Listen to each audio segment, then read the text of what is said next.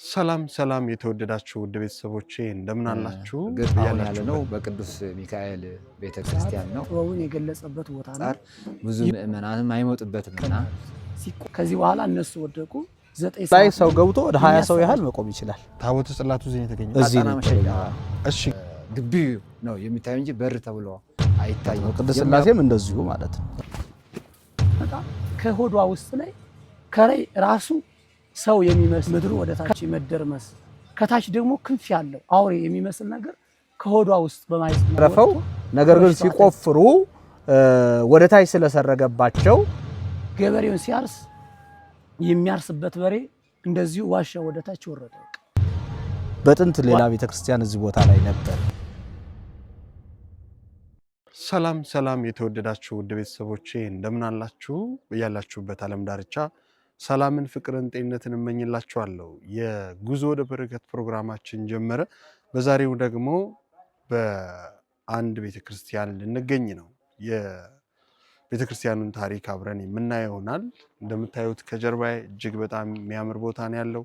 እዚሁ ሀያት 49 ዝቅ ብሎ ከዚህ በፊት ቃል እንደገባውላችሁ እንግዲህ ጀምረናል ማለት ነው። እዚህ አካባቢ ላይ እጅግ በጣም የሚያስደንቁ ቤተክርስቲያናቶች አሉና ከነሱ መሃል አንዱ ነው ከጀርባ የምትመለከቱት የቅዱስ እግዚአብሔር አብና የቅዱስ ሚካኤል ቤተክርስቲያን ማለት ነውና አብረን የምናየው ይሆናል። ታሪኩን እንቃኛለን። ይህ ጉዞ ወደ በረከት ነው። ሰብስክራይብ እያደረጋችሁ ሼር እያደረጋችሁ ቤተሰብነታችሁን እንድትቀጥሉ ከወዲሁ እናሳስባለን። ተከተሉ። ፈውሱን የታየ ክርስቶስ በዚህ ክስ ከዛ ይቀጥልና ሁለተኛ ክሱ አኮ ሰንበተ ባህዲቱ ዘይትእረ የኤሪ ርሶም እግዚአብሔር ሰንበት ብቻ አይደለም ከእግዚአብሔር ጋር ራሱን ያስተካክላል። እነሱ ምን ስላሰቡት ነው? የዮሴፍ ልጅ ነው ብለው ስለሚያስቡት ስለማያውቁት ነው። ስለዚህ ክሱ ምን ነበረ? አንደኛ በዕለተ ሰንበትን ድውይ ይፈውሳል፣ ለምጻሙን ያነጻል፣ አግባብ አይደለም ከእግዚአብሔር ቢመጣ ቢሆን ኑሮ ሰንበትን አይሽርም ብለው ከሰሱት። 12 ማክሰኞ ምን ተፈጠረ ብትሉኝ እጽዋት፣ አትክልት፣ አዝርዕት 3 ነገራት። እጽዋት፣ አትክልት ያው የምታዩት እጽዋት እነዚህ ይባላሉ። አትክልት ማለት በጥፍር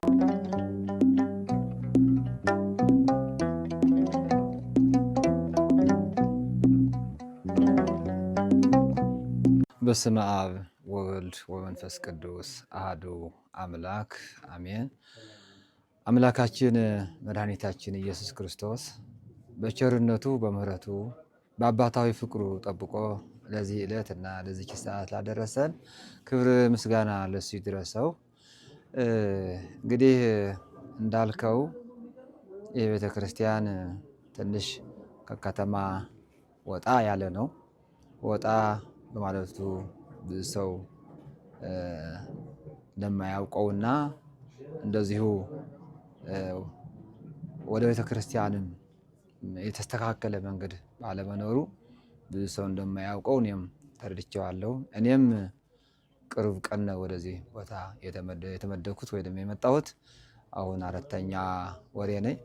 ከመጣሁ ዘንደው ግን ሳየው ስገነዘበው ስረዳው እርግጥ አሁን ያለነው በቅዱስ ሚካኤል ቤተክርስቲያን ነው። ይሄ ቤተክርስቲያን ከተተከለ እንደተረዳሁት እንደሰማሁት ወደ 11 ዓመቱ ገደማ ነው የተባልኩት። የታችኛው ቤተክርስቲያን ግን ብዙ ዓመታት እንዳስቆጠረ 78 ዓመት እንዳደረገ ነው የተረዳሁት። እኔ መጋቢ አዲስ መምህር ጽድቅ በቀለ ነው የምባለው። በዚሁ በያጨፌ ደብረ ኢያሪኮ ቅዱስ እግዚአብሔር አብና ቅዱስ ሚካኤል ቅድስት ሥላሴ ቤተክርስቲያን የስብከተ ወንጌል ኃላፊ ነን። ይሄ ቤተክርስቲያን እንግዲህ የተመሰረተው የመጀመሪያው የቅዱስ ሚካኤል ቤተክርስቲያን ነው የተመሰረተው። ግን ቤተክርስቲያኑ የእድሜ በጸጋ ቢሆንም የበረከት ቦታ ቢሆንም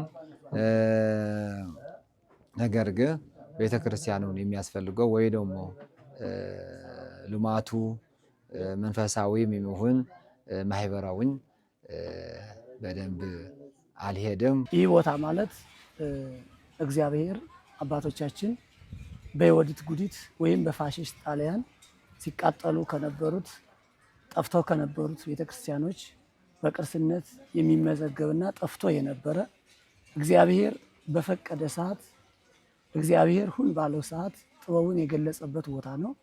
ይህ ቦታ ምድር ለሰው ልጆች አደራዋን እየመለሰች ያለበት ቦታ ነው። የመልአኩ የቅዱስ ሚካኤል ቤተክርስቲያን በ2005 ዓመተ ምህረት ነው የተመሰረተው። እንግዲህ ዛሬ 13ኛ ዓመቱን ያህል አስቆጥረዋል ማለት ነው። የቻይና ሰራተኞች ቤተክርስቲያኑን በመቆፈር ላይ የውሃ ለመውሰድ ፖል የመብራት ፖል በሚቆፍሩበት ሰዓት የተገኘ ቦታ ነው። ብዙ ነገር ይጎድለዋል።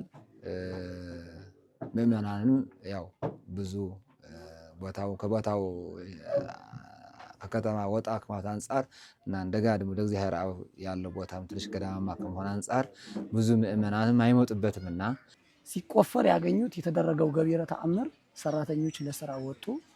ለስራ እንደወጡ ሲቆፍሩ ከ6 ሰዓት እስከ 9 ሰዓት በሚያገኙት ቅርሱን ወይም ደግሞ ንዋየ ቅድሳቱ አለበት አካባቢ ላይ ሲቆፍሩ ምድሩ ወደ ታች የመደርመስ ስራ ሲሰራ እነርሱ ደነገጡ። እነሱ ምስክርነት ሲሰጡ ብልጭታ ወይም ደግሞ መብረቅ የመሰለ ነገር ከፊታችን ላይ ፈለቀ ነው ያሉት። ከዚህ በኋላ እነሱ ወደቁ። 9 ሰዓት ላይ የሚያሰራቸው አካል ሊቆጣጠር ሲመጣ ወድቀው አገኛቸው አራቶቹንም። የሆነው ምንድነው የተሰራው ብሎ ዋሻውን ሲያይ በጣም ርቀት ተቆፍሯል። ከውስጥ ላይ አባቶች ሲታይ ቅርስ የቅዱስ ሚካኤል ቅርስ በ1888 የሚል የብርሃንና የቅዱስ ሚካኤል ድርሳን፣ የቅዱስ ሚካኤል ጽላት፣ የቅዱስ ሚካኤል ስዕለ አድኖ በድንጋይ ላይ የተሳለ እርሱንም ለቅርስና የተለያዩ ሚዲያዎች ሲመጡ ፎቶ በማስነሳት ስንሞክር የነበረው የተገኘው የቅዱስ ሚካኤል የድንጋይ ቅርስ እርሱ ቅርስ ፎቶ ሲነሳ ይነሳና ተመልሶ ወደ ወርቅነት ያለመነሳት እንትን አለ። ከዚያ ጊዜ ጀምሮ ፎቶ እንዳይነሳ በቅርስነት ይሄ ይቀመጥ እንጂ እንዳይነሳ ተብሎ በቅርስ ክፍል ውስጥ ይገኛል ቤተክርስቲያን ውስጥ ማለት ነውና ከላይ የመጣው ፖል በዚህ በኩል አልፎ ግቢው ላይ ነበረ ያረፈውና ግቢው ላይ ኋላ ገብተን እናየዋለን። የተገኘበትን ቦታ ኋላ ስለምናየው ፖሉ እዛ ያረፈበት ቦታ ላይ ወደ ታች ጉድጓድ ዋሻ ስለተከፈተ የቅዱስ ሚካኤል ታቦት ሌሎች አንዳንድ ላይ ቅዱሳት ስለተገኙ እሱን ምክንያት አድርጎ ነው የቅዱስ ሚካኤል ቤተክርስቲያን የተመሰረተው። ከተደረጉት ገቢረ ተአምር የተገኘው ብርሃንና ቅዱስ ሚካኤል ድርሳን፣ አባቶች ይመክቱበት የነበረ ጋሻ፣ አጽመ ቅዱሳን፣ ብርሃንና መጽሐፍ ቅዱስ ድርሳነ ሚካኤል እነዚህ እንደገና ተገኝተዋል ማለት ነው። ከውስጥ ላይ በጣም ታላቅ የሆነ ከዚህ ከቤተክርስቲያኑ በስተጀርባ በኩል ዋሻ አለ። የዋሻው አድሬስ አይታወቅም። ከውስጡ ላይ ባህር አለ። ከዚያ ወደ 4 ማዕዘን የሚያስኬድ መንገድ አለው። ይህንን በአባቶች ካልሆነ የኛ ስለማይቻለን እግዚአብሔር ጊዜ ይግለጸው ተብሎ የተቀመጠ ብዙ ቅርስ አለ። የአካባቢ ጫካ ነበር። ሰው ቀርቶ እንስሳት አይሰማሩበትም። ነገር ግን ፈቃደ እግዚአብሔር ሆኖ በፈቃደ እግዚአብሔር በዚህ ምክንያት የቅዱስ ሚካኤል ቤተክርስቲያን ተመስርቷል። ይህ በዚህ እንዳለ ደግሞ ስላሴዎች ደግሞ ከዚህ በስተጀርባ በኩል እንደምታዩት 2015 ላይ ደግሞ እቺ የምናያት ቆርቆሮ የሆነች ከላይ የተሰራች ቤት ውስጡ ዋሻ አለው። ቢያንስ ውስጡ ከ20 ሰው በላይ ገብቶ መቆም የሚችል ቦታ ነው ማለት ነው። ዋሻ ወደ ውስጥ የመሬት ውስጥ ዋሻ ነው። እንግዲህ ያለው እርሻ መካከል ነው። እንደምታየው ጤፍ ተዘርቶበታል። አርሶ አደር ገበሬው በሚያርስ ጊዜ ገበሬውን ሲያርስ የሚያርስበት በሬ እንደዚሁ ዋሻው ወደታች ወረደ። ዋሻው ሲወርድ ምድሩ ተከፈተ። ምድር አደራዋን መለሰች። ከዚያ ውስጥም ሲመጡ ብዙ ቅዱሳን አባቶች፣ ሊቃውንት፣ መምህራን፣ መነኮሳት ተሰበስበው ከውስጥ ላይ አሁንም ከዋሻው ላይ ሲገኝ በአብርሃ ወአጽብሃ ዘመን የቅዱስ ስላሴዎች ጽላት ተገኝቶ ለጊዜው መካከሏን ብቻ እቺ ቦታ ያለች ቆርቆሮ ያለችባትን ብቻ ፈቅደውልን እየተገለገልበት ቆይተናል። ማለት ታቦትም ሲወጣ ከዋሻው ወጥቶ እዚች ድንኳን ተክለን ነበረ ስናከብር የነበረውና ብዙ ምእመናን እየመጡ እዚህ ያዘኑ እያለቀሱ ይሄዱ ነበረ። ፈቃደ እግዚአብሔር ሆኖ ለአጋዕዝተ ዓለም ለቅድስት ሥላሴ ይሄ የምታየው የሚታየው መቃኞ ቤተክርስቲያን ከተሰራ በኋላ ከዚህ ከዋሻው ወጥቶ ወደ ቅድስት ሥላሴ ወደ ቤተክርስቲያኑ ወደ መቃኞ ቤተክርስቲያኑ ታቦቱ ሄዷል ገብቷል ማለት ነው። ነገር ግን ቦታው አሁንም ተከብሮ ነው ያለው። ከዋሻው ውስጥ ለአጋዕዝተ ዓለም ለቅድስት ሥላሴ ዓመታዊ ንግስ በዓል በወራ በዓል እንደዚሁ ከዚህ ውስጥ ከዋሻው ውስጥ እምነት እያወጣን ለምእመናን እንሰጣለን ማለት ነው። ምክንያቱም ቦታው የተባረከ ቦታው የተቀደሰ ስለሆነ ማለት ነው። ነገር ግን እንደ ቤተ ክርስቲያኒቷ ሐሳብና ዕቅድ ይሄም የቤተ ክርስቲያኑ አካል እንዲሆን ነው ሐሳቡና ፍላጎቱ። ነገር ግን ቤተ ክርስቲያኑ አቅም ስለሌለው ያንን ለማድረግ አልቻለም እና ምእመናን በዚህ በኩል ወደፊት እንዲያግዙን እንዲረዱን ነው ጥያቄያችንን በዚሁ ለምእመናን የምናስተላልፈው። ይሄ ከቤተ ክርስቲያኑ ጋራ የቀረበ ሊመስል ይችላል። ነገር ግን የቤተ ክርስቲያኑ ሊመስል ይችላል። የቤተ ክርስቲያኒቷ ድንበር ግን ያቺ እዛችሁ በሩ ላይ ያለችው ናትና ይሄ ለመገልገልም ታቦት ሲወጣም በጣም ተሸግረናል። ይሄንን ማስፋፋት ያስፈልጋል። ከዚህ ከሁለቱም ቦታ ላይ እንደምታየው ያመቀኛል። ይሄ ደግሞ ወደ 13 ዓመት ያስቆጠረ የቅዱስ ሚካኤል የገናናው መልአክ ቤተክርስቲያን ነው። ሥላሴዎች ደግሞ በመቃኞ ነው የሚገኘው፣ ቆርቆሮ በቆርቆሮ ማለት ነው። ሁለተኛው ደግሞ ገቢረ ተአምር በዚህ የቅዱስ ሚካኤል ጸበል አለ። ጸበሉ በየጊዜው የሚቀያየር ማለት ነው። ሰማያዊ ከለር ይሆናል፣ ውሃ አይነት ከለር አለው። በቃ 3-4 አይነት ከለር አለው ጸበሉ ማለት ነው።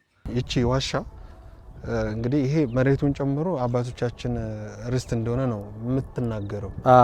ቀድሞውኑ ማለት ነው። ጥንት ዋሻ ያስቀመጡበት ቅርስ ያስቀመጡበት ዋሻ እንደሆነ ነው ምልክቱ ውስጡ የሚያሳየው ማለት ነው። ከጊዜ በኋላ ግን ያው ዞሮ ይሄ እርሻውን የግለሰብ ሆኗል፣ ግለሰብ ስለያዘው ማለት ነው። መሀሏ የበሯ ነች የዋሻው መግቢያ። በር ናታ። ወዚህ ጋር የዋሻው መግቢያ በር ናታ። ቆርቆሮ በቆርቆሮ ዘግተናል። ያው እህል ነው እንግዲህ መግባት ላንችል እንችላለን። ውድ ቤተሰቦቻችን እንደምትመለከቱት ግን ዋሻው መግቢያው ዋሻ ነው። እንግዲህ ይሄ ስሩ ዋሻ ነው ማለት ነው። ዋሻ ነው። ወደ ውስጥ 20 ሰው ያህል ወደ ውስጥ ከገብቶ መቆም ይችላል። ሰው ወደዚህ የሚያስኬድ አለው። ብዙም ባይሆን ያው ከጊዜ ብዛት ድንጋዩ ምኑም የጎርፉም የደፈነ ይመስለኛል። ግን ውስጡ ላይ ሰው ገብቶ ወደ 20 ሰው ያህል መቆም ይችላል። ታቦተ ጽላቱ እዚህ ነው የተገኘው። እሺ፣ ግን እኔ አሁን በጣም እንዲያብራሩኝ የፈለኩት ነገር ምናልባት ይሄ ዋሻ የሆነ ዘመን ላይ አባቶቻችን ታቦቱን ይዞ የተደበቁበት ሊሆን ይችላል። እንደዛ ነው የሚታሰበው። ምክንያቱም ውስጡ ላይ ያገኘናቸው ድንጋይ ላይ ተቀርጸው ያሉ አሉ። በአብርሃና አጽብሃ ዘመን ያልንበት ትልቁ ሚስጥር የተጻፉ በድንጋይ ላይ የተቀረጹ ነገሮች ውስጡ እንደነበሩ ነው የሚያሳየው እና ከዛ አንጻር አባቶች በመንፈስ ቅዱስ እንግዲህ ይህን ቦታ አስከብረውት እንደነበረና ጊዜው ሲገልጽ እንደተገለጠ ነው ለኔ የሚገባኝ ማለት ነው። እጅግ በጣም ይደንቃል። እንግዲህ አሁን ይሄ የግለሰብ እርሻ ቢሆንም እንግዲህ ወደፊት እንግዲህ ምእመናትና ምእመንም ተባብረን የአባቶቻችን ርስት ማስመለስ ይጠበቅብናል ብዬ አስባለሁ። ቅዱስ ሚካኤል እንግዲህ የሥላሴ ጽላተ ታቦቱም እዚሁ አለና ከዚህ ውስጥ ነው የወጣው። ከዛ ደግሞ አሁን እዚህ መቃኞ ውስጥ ነው ያለው። መቃኞ ውስጥ ነው ለራሱ መቃኞ ቤተክርስቲያን ተሰርቶለት፣ ምክንያቱም እዚህ ለመገልገል አልቻልንም። ዋሻው ወደ ውስጥ ስለሆነ ማለት 20 ሰው ያስገባል። ወደ 20 ሰው ወደ ታች ነው። ከላይ በጥርብ ድንጋይ ነው ተዘግቶ የነበረው። ትራክተሩ ነው ከላይ ያነሳውና ትራክተሩ ወደ ውስጥ ድንጋዩ ሰርጎ ሲገባበት ወጥቶ ነው ስራውንም አቋርጦ ነው የሄደው። ስራም ከዛ በኋላ አልሰራም። ምክንያቱም የነበረው ነገር ከዚህ ጽላት መገኘት በፊት ግን ቤተክርስቲያኑ ተመስርቶ ነበር። የሚካኤል ብቻ የቅዱስ ሚካኤል ቤተክርስቲያን ብቻ ነበር የነበረው። ቀድሞውኑ ነበር ማለት ነው የተሰራው። የቅዱስ ሚካኤል ማለት ምሪት እንደነበረ ሰምቻለሁ። ምሪቱ ይሄ አልነበረም፣ ሌላ ምሪት ነበር ቦታው ላይ ቤተክርስቲያን እንዲሰራ። ምክንያቱም እዚህ ላይ ድሮ ቤተክርስቲያን አለ ብለን ነው እኛ የምናስበው። ቀደም ብሎ እንግዲህ በወረራ ምክንያት የፈረሰ ቤተክርስቲያን፣ ምክንያቱም እዚህ የምናገኛቸው ብዙ ነገሮች አሉ ቤተክርስቲያን እንደነበረ የሚያሳዩ መቃብሮች አሉ።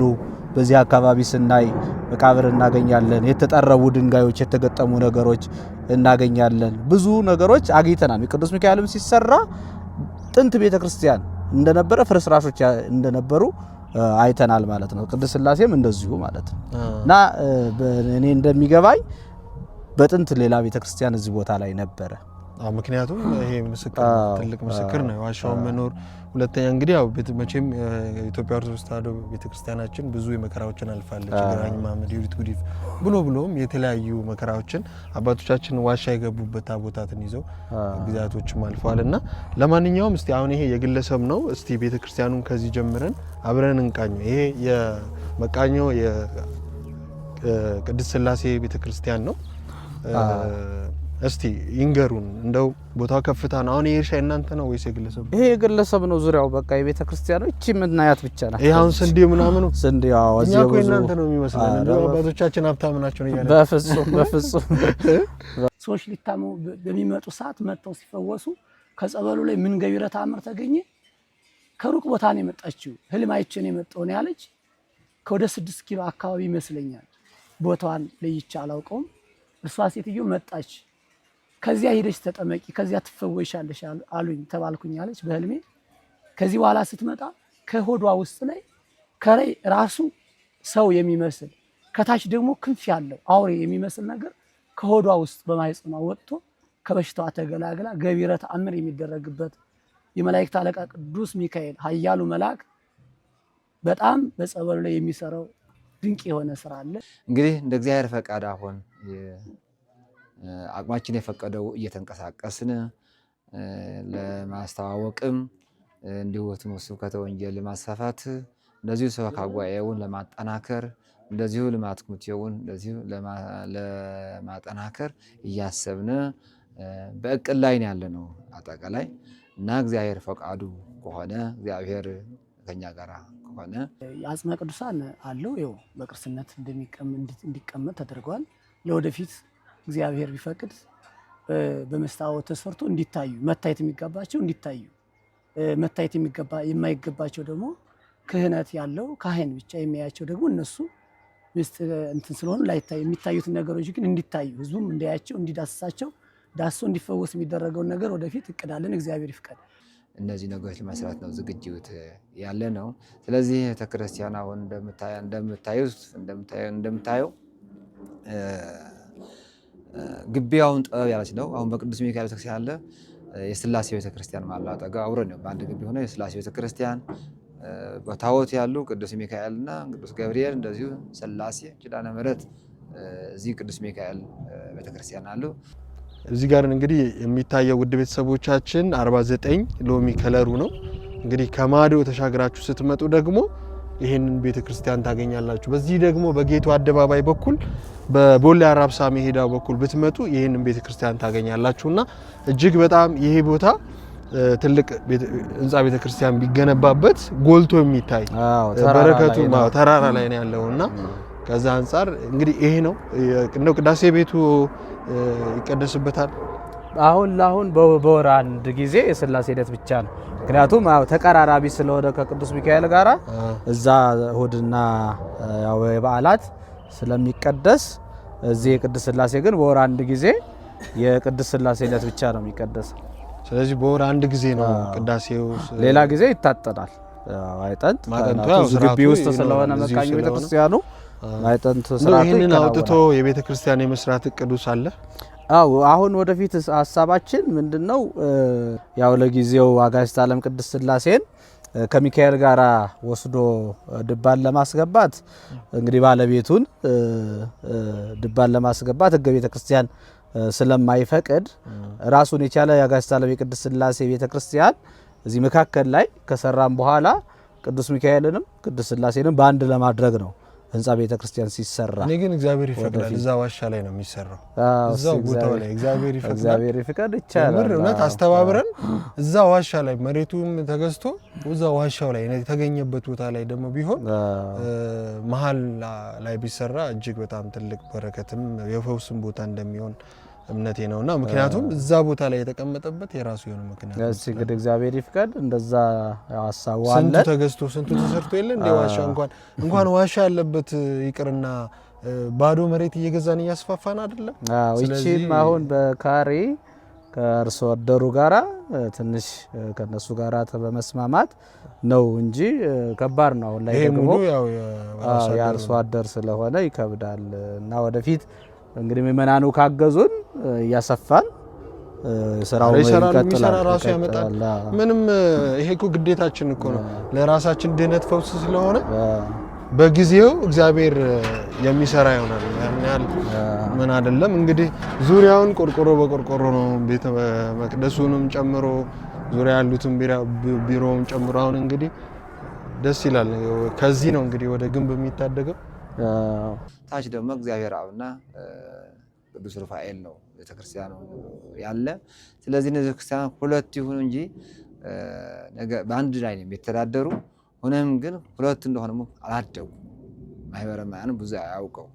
ስለዚህ እንግዲህ እናንተም ይሄን ቤተክርስቲያናችን ለማስተዋወቅ ነው በአንድ በኩልም የመጣችሁ እኛም ተቀብለን የምናደርገውና እንግዲህ እግዚአብሔር ፈቃዱ ከሆነ በዚህ ዙሪያ ነው ያለነው ልማት ፈልገን። ከዛ በተረፈ ማህበረ ምእመናን ያው አዲስ ያው 40/60 የኮንዶሚኒየም ከከተማ የመጣ ህዝብ እሱ ነው አሁን ያ ትንሽ ህዝቡም እያየ በመጠኑ እንዲገለገል የሚያደርገው ያለ። ይሄ የምታዩት የቅዱስ ሚካኤል ጽላት የተገኘበት ቦታ ነው። 2015 ላይ ማለት ነው። 2015 ላይ የተከናወነው ታሪክ እዚያ ተደግሞ እናየዋለን። እንደዛ ባይሰፋም ይሄም ዋሻ አለው እና እቺ ከላይ ዘግተናት ነው ያለችው። አሁን ቅዱስ ሚካኤል ቤተክርስቲያን ማነው ታቦት እዚህ ነው የተገኘው። ቅድም ያልኳችሁ መብራት ኃይል ፖል ሲተክሉ ነው እዚህ ላይ ነበር ፖሉ ያረፈው እና ይሄ ከተገኘ በኋላ ከ10 ዓመት በኋላ ነው የአጋዕዝተ ዓለም የቅድስት ሥላሴ ታቦት የተገኘው። ይሄም ዋሻ አለው። ከላይ የመብራት ኃይል ሰራተኞች እዚህ ፖል እየዘረጉ ወይም ፖል እየተከሉ ነበርና ፖሉ ከላይ መጥቶ እዚህ ቦታ ላይ ነበረ ያረፈው። ነገር ግን ሲቆፍሩ ወደ ታች ስለሰረገባቸው ስራ መስራት አልቻሉም። ይሄ ቤተክርስቲያናችን በአርሶ አደሮች መካከል ቦታ ያለ ከመሆኑ አንጻር መንገዱ ህጋዊ የሆነ መንገድ ወይ ደግሞ ለቤተክርስቲያን ተብሎ የወጣ መንገድ ብዙ የለም፣ ገና ነው ያለውና ከዚህ ነው ከመጣሁም እቺ ነው የጠየቁት። ታፔላ ሰው እንዲያውቀው ታፔላ የለም፣ ታፔላ መስራት አለብን ሲባል ሰዎቹ ፈቃደኞች አይደሉም ለማስተከል። አስፋልት ዳር ባለድርሻዎች አባቶች የመሬት ባለአባቶች ብዙ ፈቃደኞች አይደለም የሚባል መልስ ሰጠኝና እስኪ እንግዲህ እንግባባና ቀስ እያለ ሰዎች እነማን ናቸው የሚመለከታቸው ማን መጠየቅ ያለብን ታዲያ የቤተክርስቲያን በር ከሌለ ወይ ደግሞ ምልክት ከሌለው ምእመናን እንዴት ብለው ሲመጡ አሁን እንዳልከው ይሄ 40/60 ያለ አካባቢ ብዙ አያውቁም። ሰው እዚህ አጠገብ ሆኖ የሚያውቀው የለም። ምክንያቱም በር የለው የሆነው በር የምንገባበት ያለበት አሁን የአጣና መሸጫ ግቢ ነው የሚታየው እንጂ በር ተብሎ አይታይም። የሚያውቀው ሰው በዛ አድርጎ ሸልኮ የሚመጣ እንደውም ከዚህ ከሚሰሩት ሰዎች መካከል አንዱ ከዚህ ከተገኘው አጽም ከዋሻው ከተገኘው አጽም ይዞ ሄዶ ሌሊቱን በሙሉ ሲያቃዠኝ አደረ። ስለዚህ እኔም ከመጣሁ ይሄ ነገር መፍትሄ እናድርግበት ምእመናን እንዲያውቁበት። መቼም ቤተክርስቲያናችን ከምንም በላይ ከምንም መስቀል ነው ምልክቷ።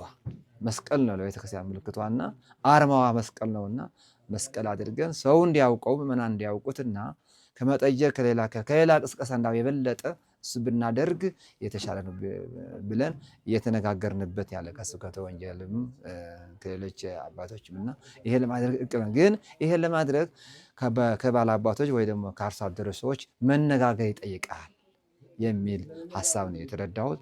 አሁን እኔም ቅርብ ከመሆን አንፃር ቅርብ ጊዜ ከመምጣት ሐሳብ ከሰዎችም ብዙ አልተዋወቅኩም። በዚህ ሂደት ላይ ያለ ነው። በአንጻሩም ሰበካ ጉባኤ ለማጠናከር ጋና ሰበካ ጉባኤም ደከምከም ብሎናል። እሱም ለማጠናከር ሂደት ላይ ነው ያለነውና በዚህ መልኩ ነው ያለው። ከዚህ የቅዱሳን አጽም ነበረ ማለት ነው የወሰደው። እንዴት ነው ሊወስድ ይቻላል? ሲቆፍር ከላይ አጽም አግኝተዋል መጀመሪያ ማለት ነው። እንደወረደ ዋሻው እንደተከፈተ ያገኙት አጽም ነው እና ያ አጽም ምን እንደሆነ የገባው ወይም የተረዳ አይመስለኝም እና ዝም ብሎ እንደ ቁም ነገር ሳይወስደው በእርግጥም ምናልባት የቅዱሳን አጽም ነው ብሎ ለበረከትም ሊሆን ይችላል። ምክንያቱም አጽሙ ከዚህ ሲገኝ አንስቶ ነው ይዞ የሄደው። እንግዲህ ለምርምር ሊሆን ይችላል እንደገና ደግሞ የቅዱሳን አጽም ነው ብሎ ለበረከት አስቦት ሊሆን ይችላል። ግን ይዞት ሄደ አጋጣሚና ሌሊት ግን በሙሉ ስቃጅ ነው ያደርኩት። ከዚህ ይዤ ሄድኩትን አጽም ቤት ከወሰድኩ በኋላ ነው ያለውና አምጥቶ በማግስቱ እዚህ ቦታው ላይ እንደመለሰና ይሄንንም ደግሞ በመድረክ ላይ ራሱ ምስክርነት እንደሰጠ መገንዘብ ይቻላል ማለት ነው። እና የተገኘው ታቦተ ሕጉ የቅዱስ ሚካኤል ጽላት ታቦት ብቻ አይደለም፣ አጽበ ቅዱሳን ነው ብለን የምናስበው አጽምም ከውስጡ ነበረ የቅዱስ ሚካኤል ታቦት ሲገኝ ማለት ነው። እና ሌሎች ከጊዜ ብዛት ከዘመን ብዛት ወደ መቆራረጥ ወደ መሰበር የደረሱ እንደ ጽናጽን አይነት እንደ መስቀል በእብነበረድ የተቀረጹ እንደዚህ አይነት አብረው ተገኝተዋል ቅዱስ ሚካኤል ሲገኝ ማለት ነው። አዎ ቤተክርስቲያኑ ከአስፋልት ከሌሎች ቤተክርስቲያን ይህን ያህል ሩቅ አይደለም፣ ግን መንገድ ባለመኖር ነው። ይህ ቤተክርስቲያኑ ሰው ላይ ያውቁ ያልቻለ መንገድ የለው። እንግዲህ መንገዱ እንዳልከው በግለሰቦች ተለምኖ ሰዎችን አስፈቅደው እንደመጡ ነው የተረዳሁት። በዚህ አንጻር ነው ለዚህም ምልክት ለመትከልም የተቸገር ነው። ስለዚህ ከ13 ዓመት በፊት ቤተክርስቲያኑ ከመመስረቱ በፊት ምሪቱ የነበረው ይሄ ነው የዚህኛው ቤተክርስቲያን። አዎ ይሄ ጫካ ነው፣ የአርሶ አደር ቦታ ነው፣ ጫካ ነበረ። ከብቶች ብቻ ናቸው የሚሰማሩበት። ለአዝመራ እንኳን የሚሆን ቦታ አይደለም። 13 ዓመት ማለት በጣም ረጅም ነው። እንግዲህ አሁንም ድረስ እንግዲህ ቤተክርስቲያኑ በቆርቆሮ ነው ያለውና ይሄ የቅዱሳን ስፍራ ነው። እንግዲህ ይሄ ለምልክት የተሰራው ቦታ አዎ ይሄ ለምልክት ጊዜው ሲደርስ ነው በእርግጥ ሁሉም ነገር የሚሆነው። እንግዲህ በረከታቸው ይደርብን። የዚህ ቦታ ትልቅ ቦታ እንደሆነ ነው የሚሰማኝ።